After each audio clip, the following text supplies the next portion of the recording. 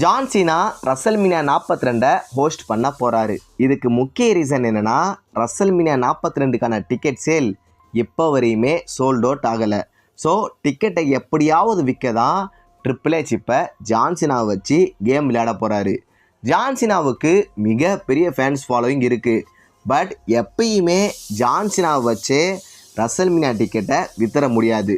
நல்ல story line, நல்ல மேட்சை WWE பக்காவாக புக் பண்ணால் ஆட்டோமேட்டிக்காக டிக்கெட்டும் விற்றுரும். அதையும் தாண்டி டிக்கெட்டை அநியாய விலைக்கு விற்கிறது ரொம்பவும் கேவலமான விஷயம்.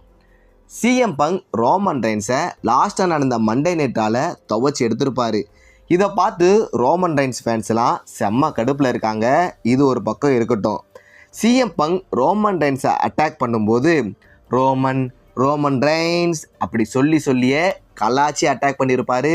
கண்டிப்பாக இவங்களுக்குள்ளே இருக்கிற ஃபியூடை தரமாக WWE பில்ட் பண்ணிட்டாங்க. ரோமன் ரெயின்ஸ் ரசல்மீனியா 42ல் இதுக்கு பதிலடி கொடுப்பாரான்னு பொறுத்திருந்து பார்க்கலாம்.